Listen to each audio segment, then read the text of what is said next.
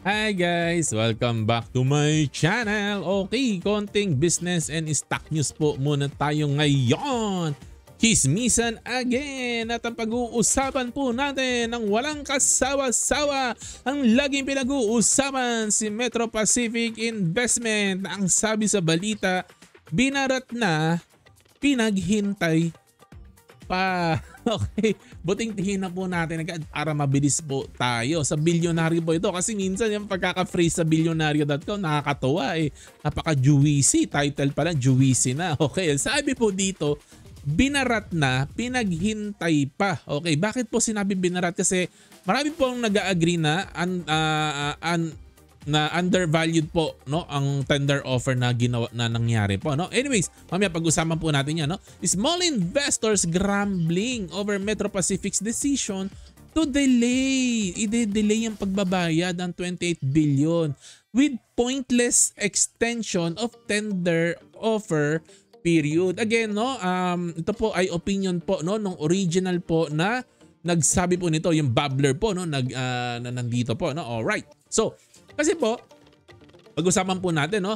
Marami pong analyst po, no? Mga brokers na nag-estimate daw po na 8 pesos pataas po talaga ang fair value ni MPI. It could be much more than that. It could be 10 or more than 10. No? It depends no, on the market condition. Pero on normal condition, baka pumalo pa to ng much more than 10. No? So, yun po, ang sinasabi po ng mga analyst, ang fair value is around 8 pesos pero ang tender offer ay 520 lang. Kaya po sinasabi po sa title po na to, binarat. Kasi nga po marami po nagko-consensus. Pati po mga fund manager, pati po mga analyst po. Ito po ang sinasabi po nila no, na medyo binarat. Opinion po nila ito. No? Anyways, democracy po tayo. May entitled po tayo sa ating mga opinion. Ayan, no? So, minority investors of Metro Pacific Investment are questioning, tinatanong, the need for the tender offer extension until September 19. Bakit kailangan na ma-extend pa? This extension translates to a delay in the payment. Pera na, madedelay pa of the MPI sell offers amounting to 28 billion from 18% of the firm's small investor as the settlement date will be moved from September 19 to September 28. Sigurang iniisip po ng nagsulat mo nito no, nung babbler po no. Ay syempre may mga naipit na po dito no. I think may mga tao kasi na nabili nila ng 6, ng 7, mga ganyan po nung araw. And syempre nagkaipit-ipit sila. Siguro gusto na rin po nila mag-move on. Gusto na nila matapos itong tender offer na to. Mag-move on na po sila para lumipat na sila na yung back investment po nila. No? Kaya po gusto na po na maging pera na para makapag-move on na. Okay, no? So MPI has reportedly told the Philippine Stock Exchange that its bidders, Salim Group of Indonesia, Mitsui of Japan, no, foreign, no? GT Capital of the T family, ayan, medyo local, and Bilyonaryo Manny Pangilinan required additional time to secure financing for the deal. Kailangan nila ng oras. Para daw mabuo nila yung kaperahan. Pero, ito ang inis ni Babbler. Ito ang kinaiinisan ni Babbler. Bakit? Kailangan ng mga bidder ng extra time. Considering they only acquired 5 billion shares or just 59% of their minimum target acquisition of 9 billion.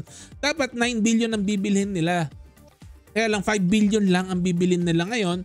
Kasi nga po si GSIS nakialam. Si GSIS marami siyang binili ng stock. So 5 billion na lang ang kailangan bilhin no?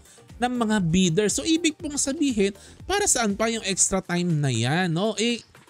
Lagpas kalahati lang naman ang babayaran mo Bakit pa kailangan mo ng extra time? Buti sana kung nabuo mo yung 9 billion, ang laki-laking halaga nun.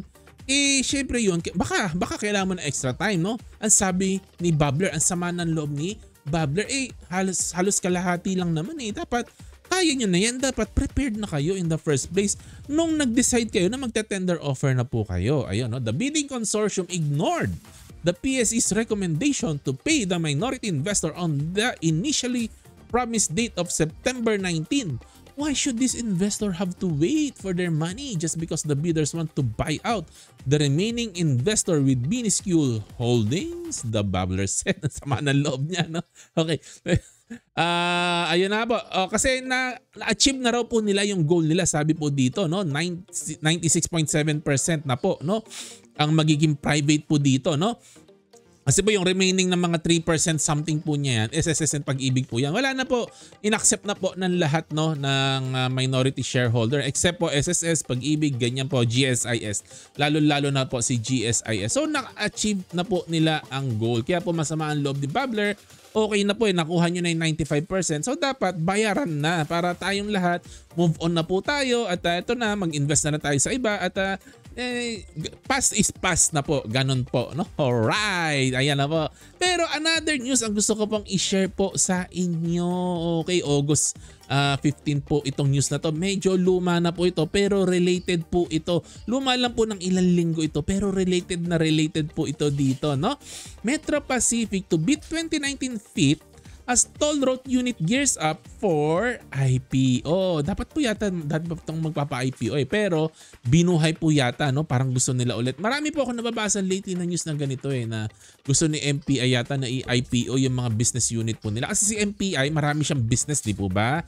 May tubig, may highway, may hospital, may stake din sila sa Meralco. So gusto po nila i-chop-chop ito, gawin nilang public, no? Para makapag-raise ng funds. Ayan, no? So, the toll road arm of Metro Pacific Investment Corp is looking to launch its initial public offering as early as 2024 to support new projects and lower debts. Ayan, no? Gagawin daw po nila to after nung privatization, no? Yung 55 billion worth of privatization, dito po gagawin nila to, no? After po nun, aasikasuhin na daw po nila yung pagpapa-IPO ng Metro Pacific Tollways. Ayan, no?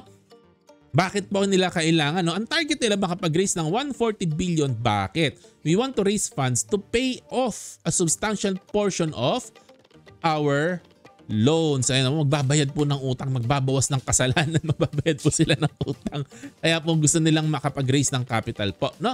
And very very important po, no? Meanwhile, Ramoncito Fernandez, CEO of Maynilad Water Services Inc. said during the briefing the company could go public by 2025, which was 2 years ahead of the deadline required under its franchise. So, yung tollway, no, na business po nila 2024 and yung kanilang tubig ay by 2025. Okay, pag-usapan po natin to, no? Recap natin para medyo juicy ng konti. Alright.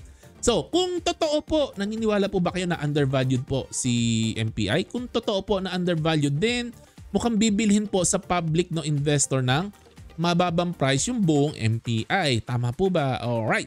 So usually naman po, punta naman tayo sa kabila, no? Kasi mag-IPO po sila after nito. And alam naman po natin, usually po ang IPO prices ay fairly valued.